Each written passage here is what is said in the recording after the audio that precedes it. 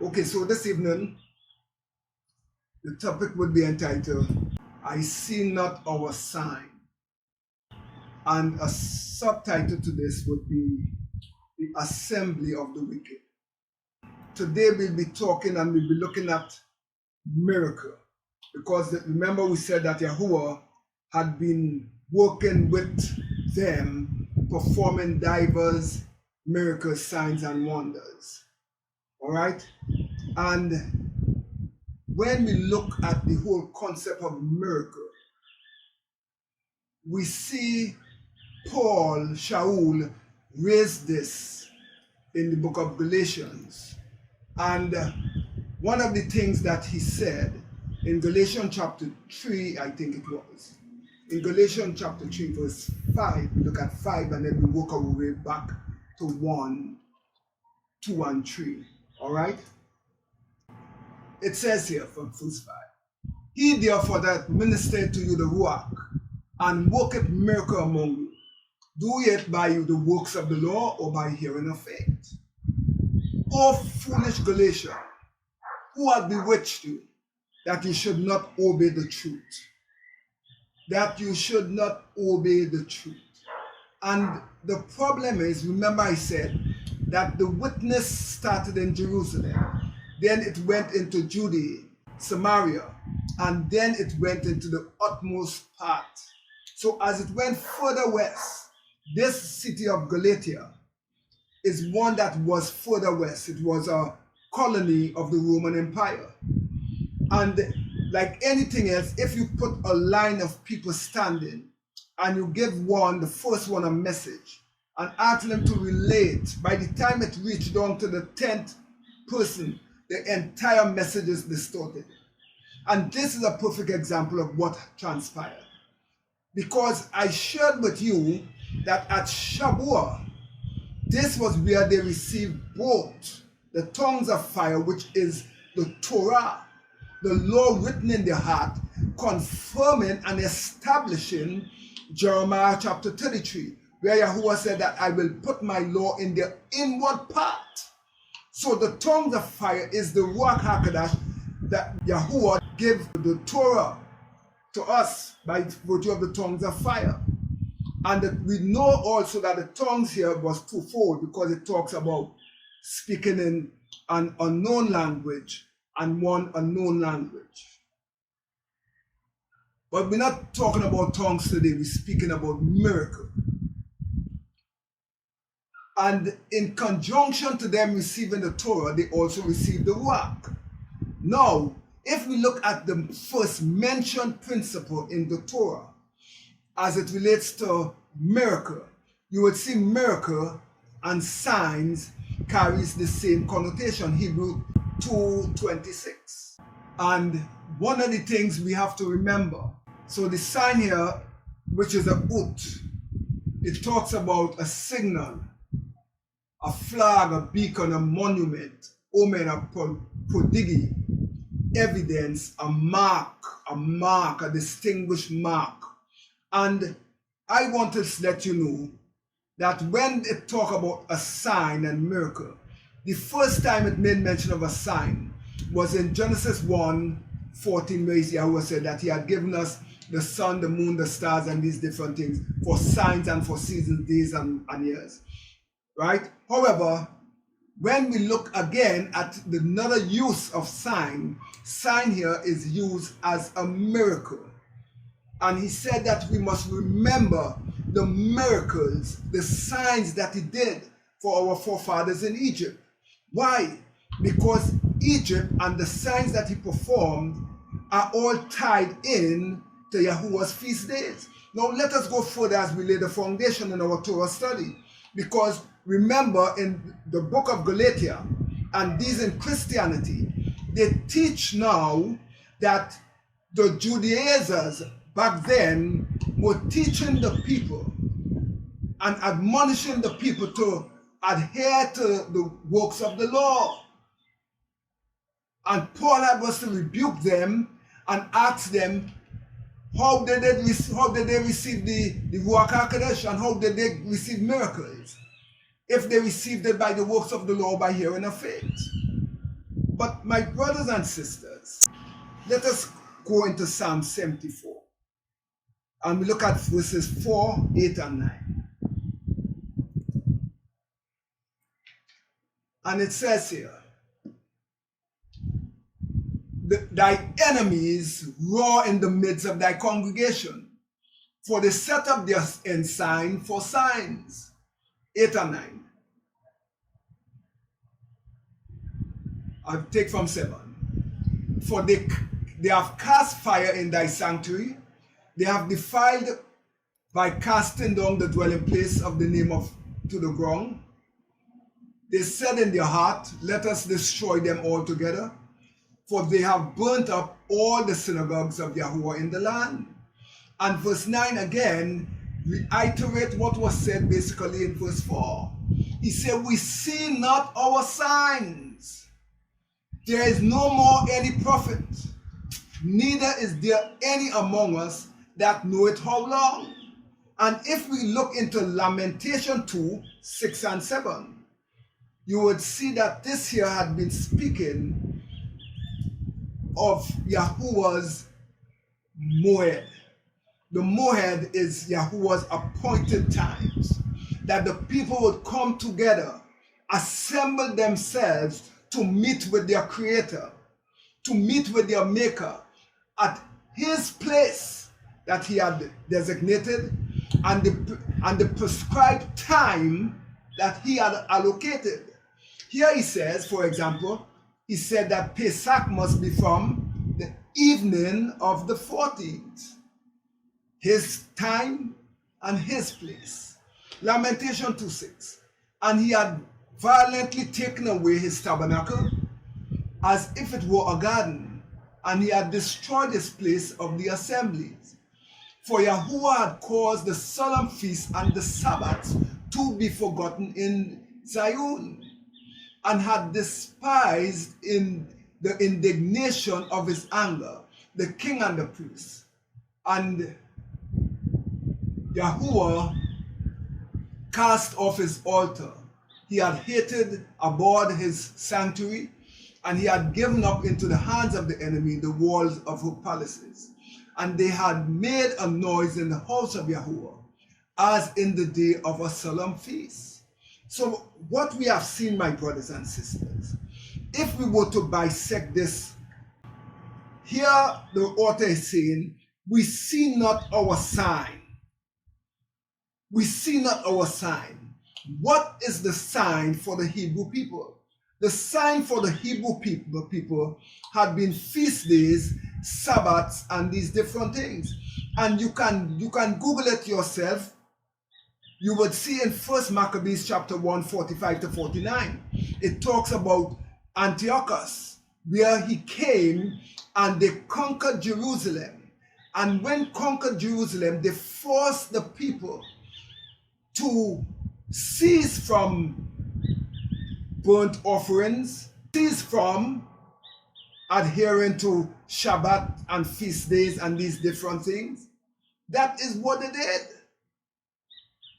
And in conjunction to that, in 1 Maccabees 3:48, it says that they went as far, this is the Gentiles I'm speaking about, the Gentiles, the heathens that answered to the Roman Empire, because the Roman Empire is the ones who destroyed Jerusalem, the temple. They desecrated Yahuwah's sanctuary by offering swine blood on the altar, and they commanded the people not to adhere to feast days and Sabbaths. So my listening audience, for those who hold fast to Christianity, ignorantly not knowing that it is the Roman Empire, along with Greece, who formulated this Roman Catholicism, Christianity. They formulated that. And today everybody talking about, oh, there's Christian and Christian. The scripture says to us in 1 Maccabees 3:48 that they went about making a likeness, an image of their God. And how is this? We know that this hidden nation, they now made an image of IHS or JHC, Jesus Horus Christus. All right? So they went about doing that.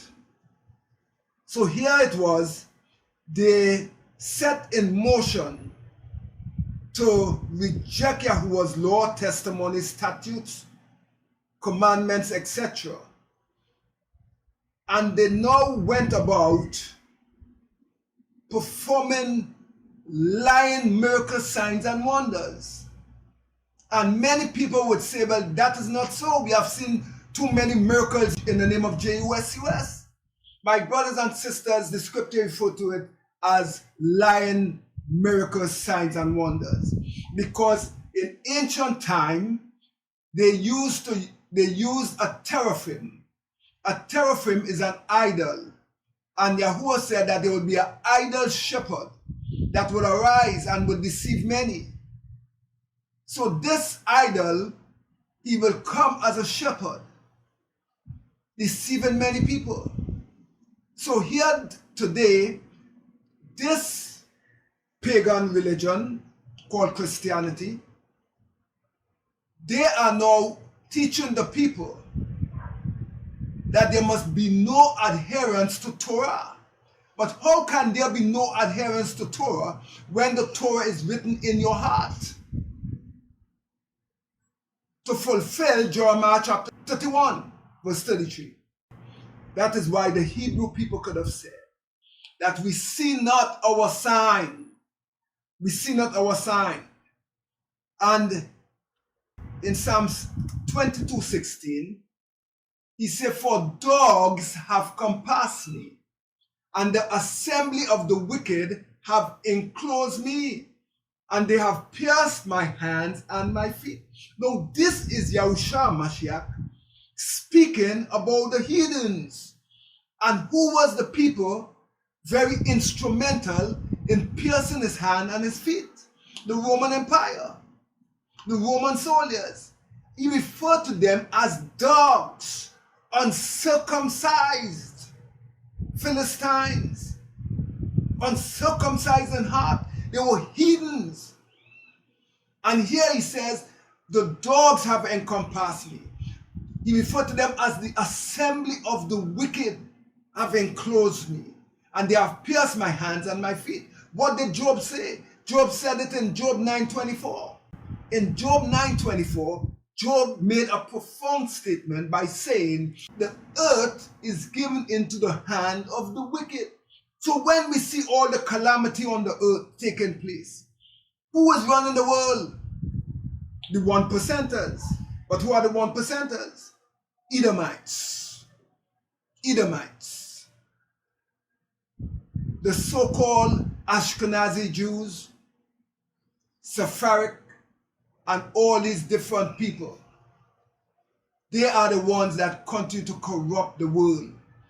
And he said the earth is given into the hand of the wicked. And they covered the faces of the judges thereof. If not, where and who is he? To cover the face of the judges. The judges were the ones, just like the prophets, priests, who were responsible for proclaiming Yahuwah's truth, expounding his truth, and bringing people to a saving knowledge of who he was. But here today, you have these lying prophets that the same ones would tell you, you don't have to adhere to law.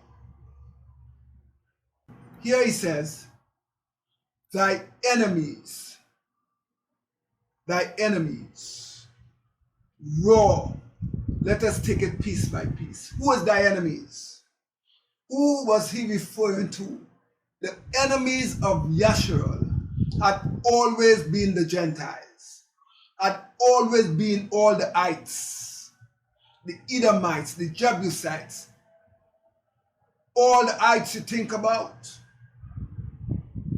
And all of them speak to the Philistines It talks to Greco-Roman Empire, Babylon, Media, Persia, Greece, all of them. So he said, thy enemies, which are the heathens, and the enemies here were and is our oppressors. He went on to say, and they roar. To roar, based on the AHLB, it says here, to err, to ravish, to cause to wander, to deceive, to lead astray, and to cause ignorance. So that is what they did. Thy enemies, meaning our oppressors.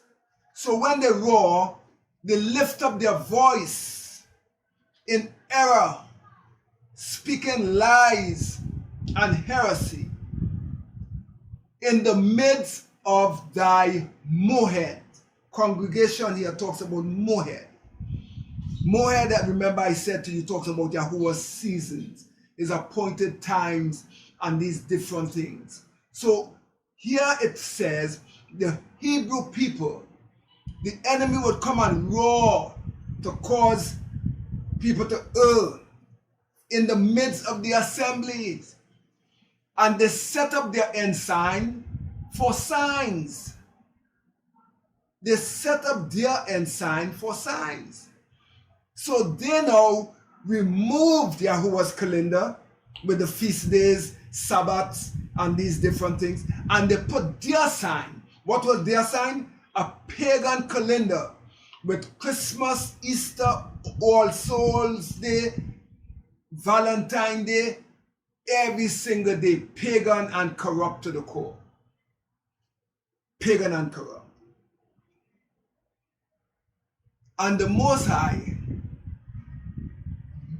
allowed the psalmists, Asaph and Dawood, to document it so that we would know. Allow me to show you something. As it referred to sign, when you look at the word sign, remember it talks about oath from the Strong Concordance 226. But the pictogram of this oath speaks of the ox head and the tau. When you combine the ox head and the tau, it says here the ox is the strong leader. He is the strong leader.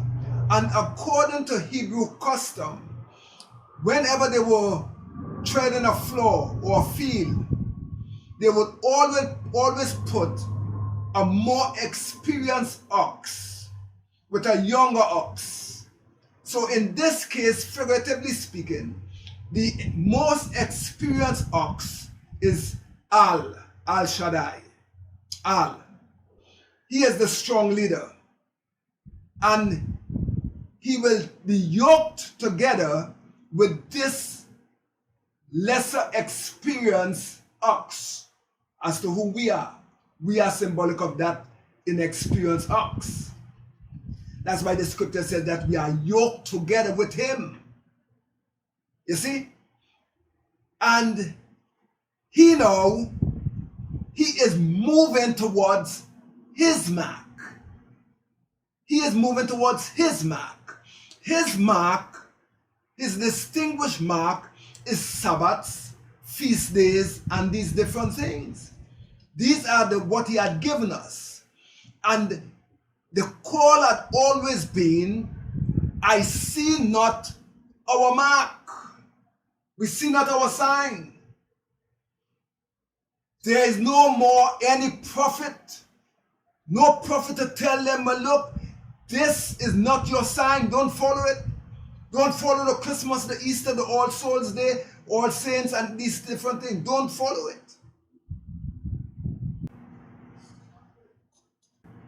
Yahuwah, as he is the ox, leading us towards this mark. They say the tau represents fulfillment of Yahuwah's word. And that is why when he was up on the stake, He said, it is finished. But they now ignorantly believing that Torah was nailed to the cross. And that's why they say that he is the Alpha and the Omega. Because there's another O. You have an uppercase and a lowercase. The lowercase is the Omicron. And the higher case is the Omega. So they say he is the Alpha and Omega. We refer to him as the Aleph and the Tau. And I will show you that the Tau carries a completely different connotation to what they say is the cross, Alpha and the Omega, but they use the cross of Tammuz. Yes, they use the cross of Tammuz. Because when Yahuwah said that it is finished, he is declaring here that his word is truth. His word is truth. And if we go back to the book of Acts, we would notice that the people were in one accord and they were in the great assembly. The general assembly is what they would refer to as general assembly. There was not church yet, no church.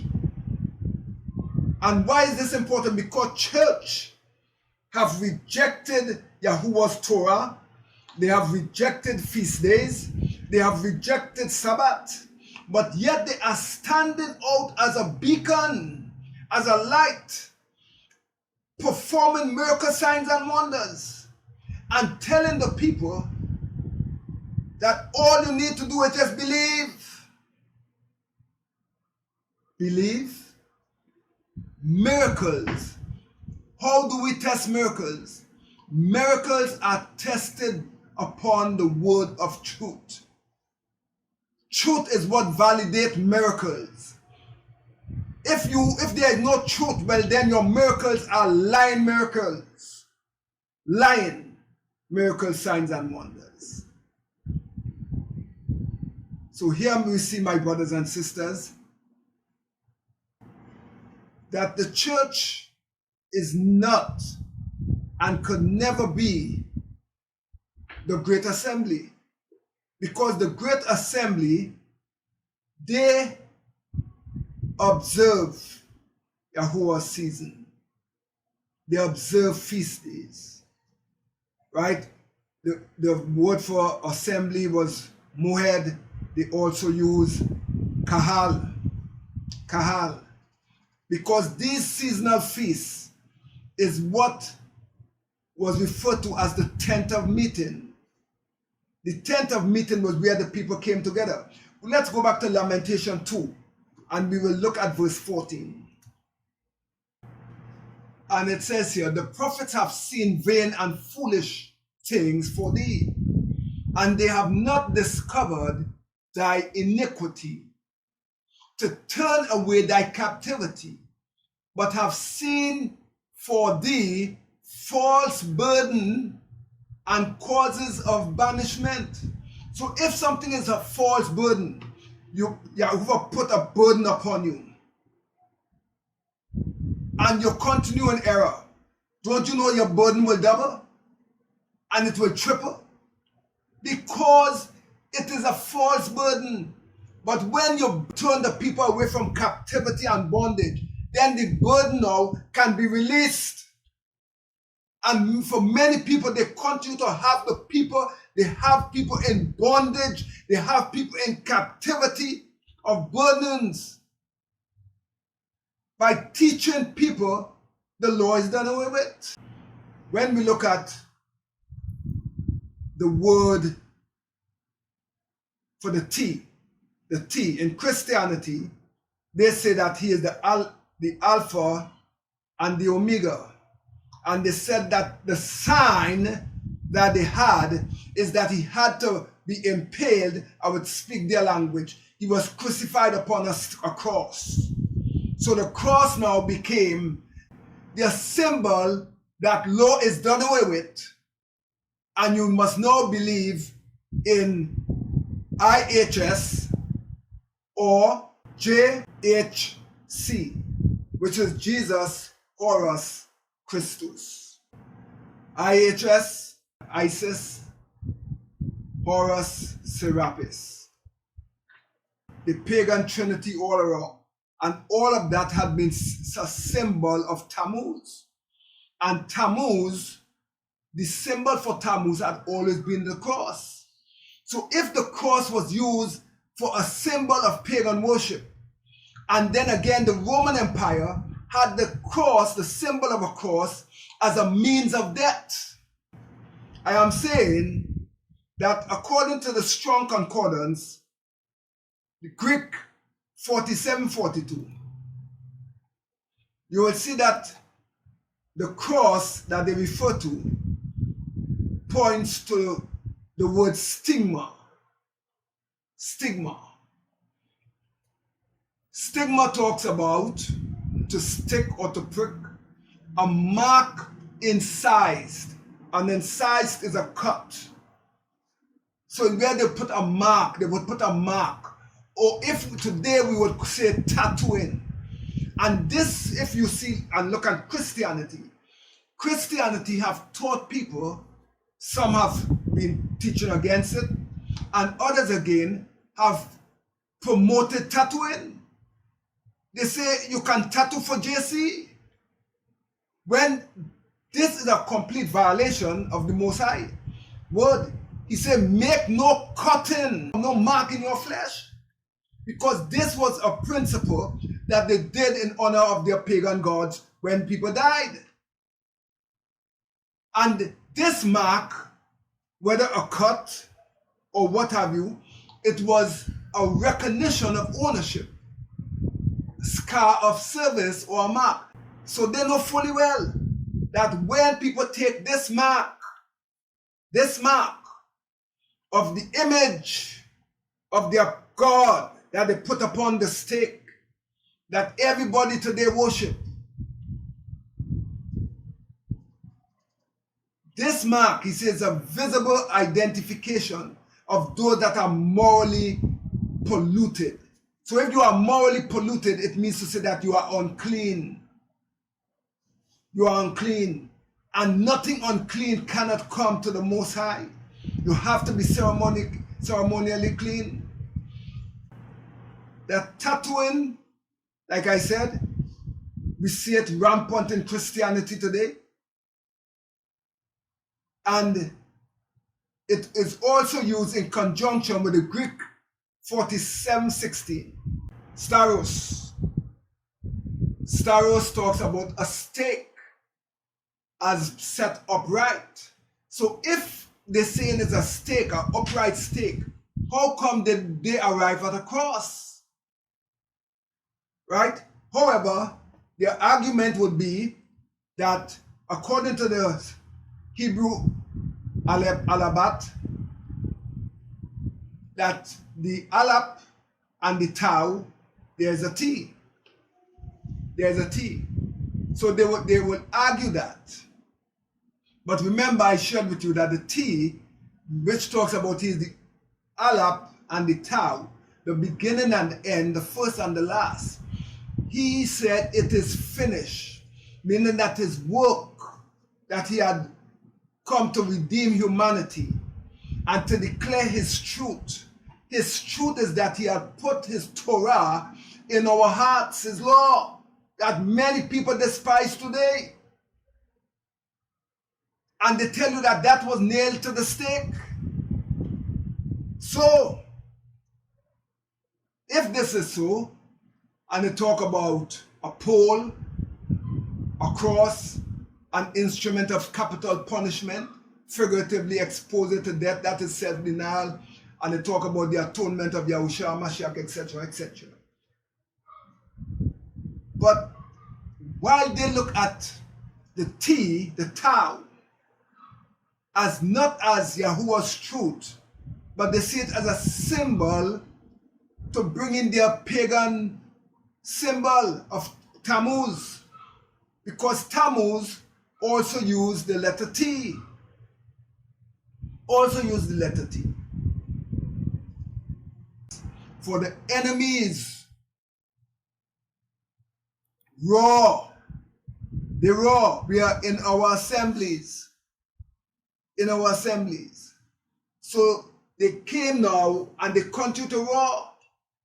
They continue to raw today by telling the people, he there that minister to you, the rock, and worketh miracle among you, do ye it by the works of the law or by the hearing of faith?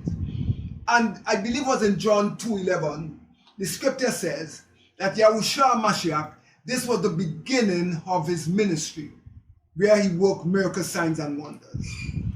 And allow me to elucidate a bit, because as early as the book of Exodus, Yahuwah worked miracle signs and wonders. He worked it for the prophets of old. He worked it to deliver Yasharal and all these different things.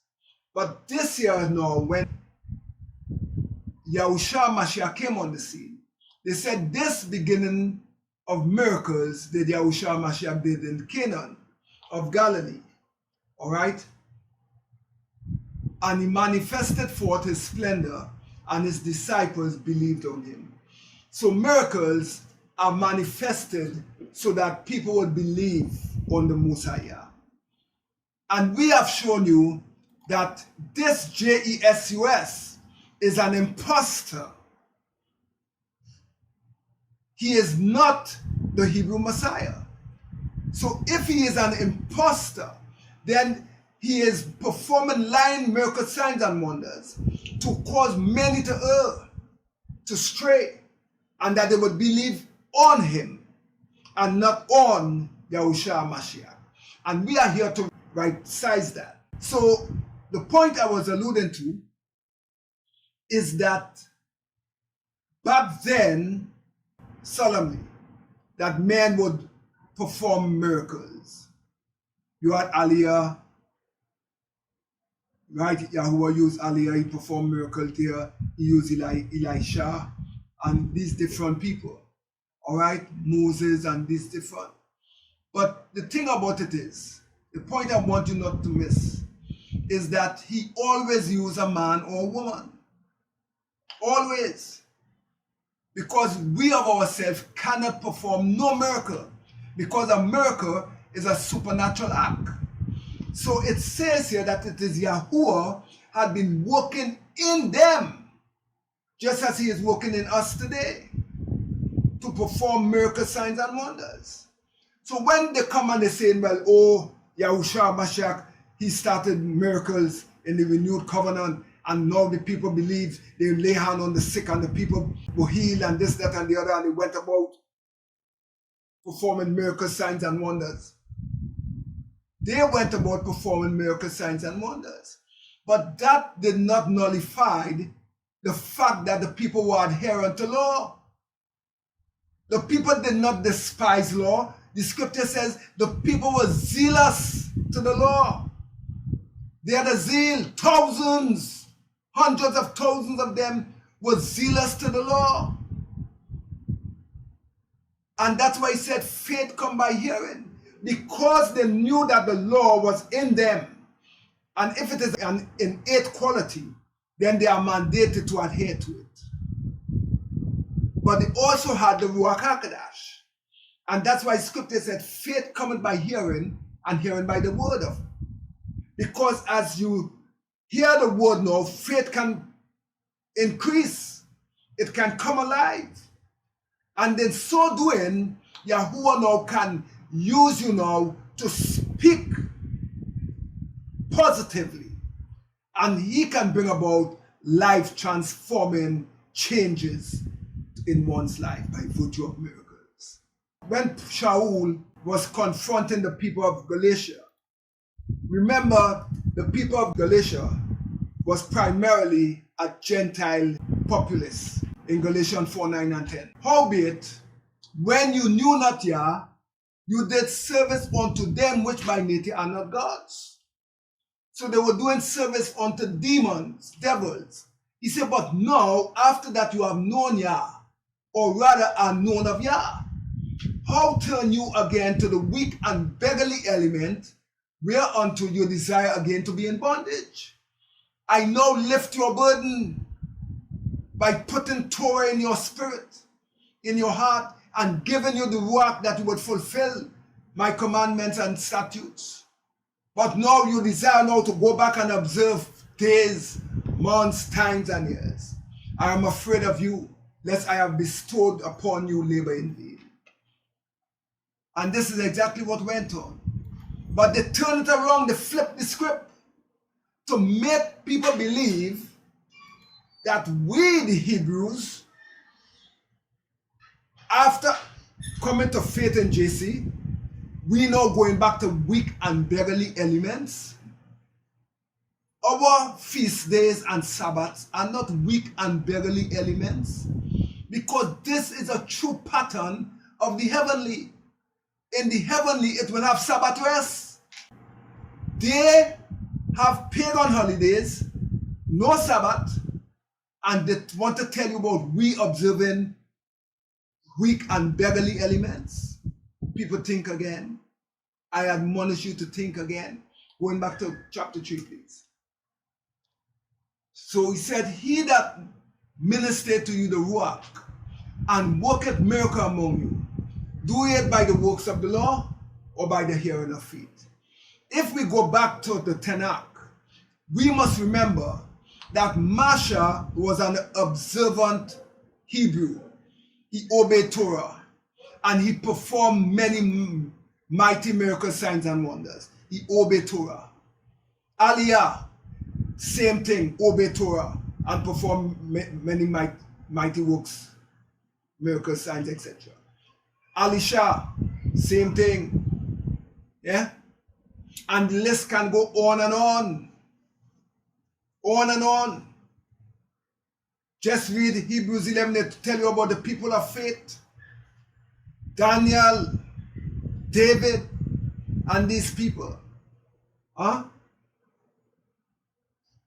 Documented as people of faith, you know. And they kept law. They kept law. They were Torah observant. So how now could Paul be telling the people, how did you receive miracle signs and wonders among you? By the works of the law or by the hearing of faith?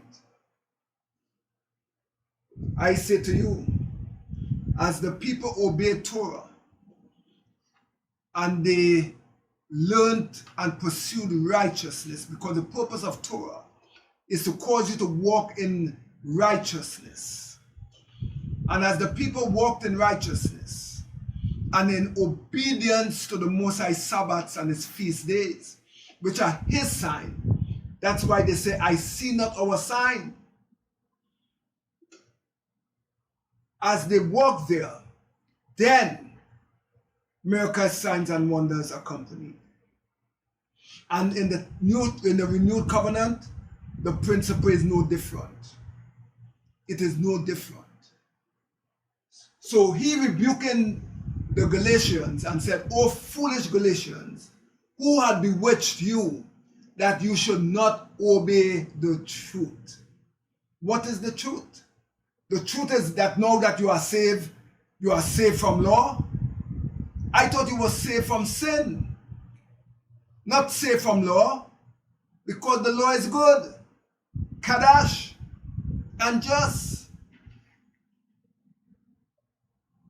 So the law cannot be evil, corrupt, and these different things like many would want you to believe. He is saying here that the people obeying the truth. Why? Because they followed the great ox who led us to his mark, the Alap and the Tau. He is the one who yoked us together and lead us in the way in which we shall go.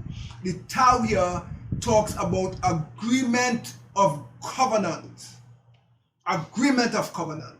So if we walk in agreement with him to establish his covenant, then no devil cannot tell us that the Torah was nailed to the cross and we now are foolish Galatians and Paul rebuking us and telling me that who had bewitched us? They are deceived, not us. They are deceived. Before whose eyes Yahushua Mashiach had been evidently set forth, impaled among you. This only will I learn of you. Did you receive the Ruach HaKodesh by the works of the law, or by hearing of faith? Let me tell you this. The receiving of the Ruach HaKodesh is based on Torah. It is based on Pesach, Yahweh's feast days, his signs. You cannot have Shavuot without Pesach, because Pesach and Shavuot, it is integrated as one.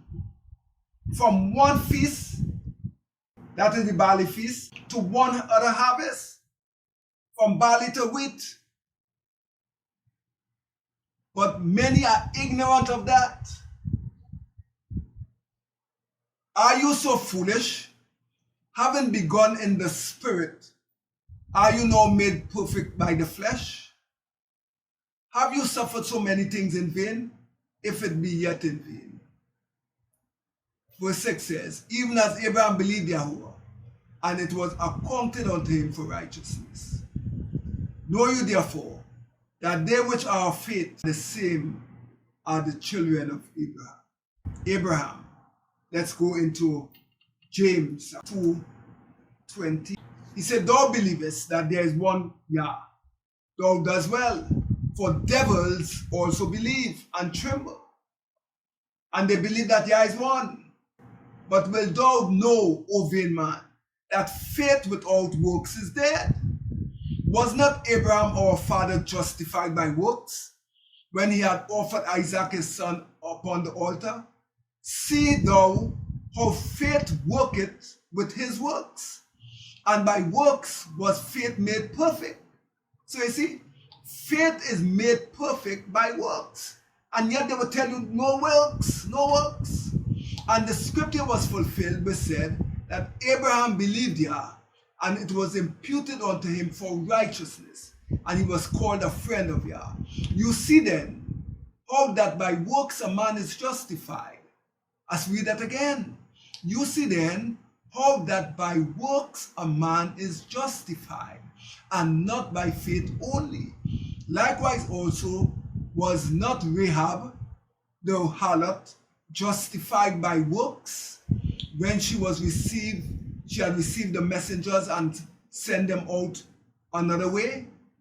For as the body without the spirit is dead, so faith without works is dead. So I thank you. I ask you to like, share, and subscribe.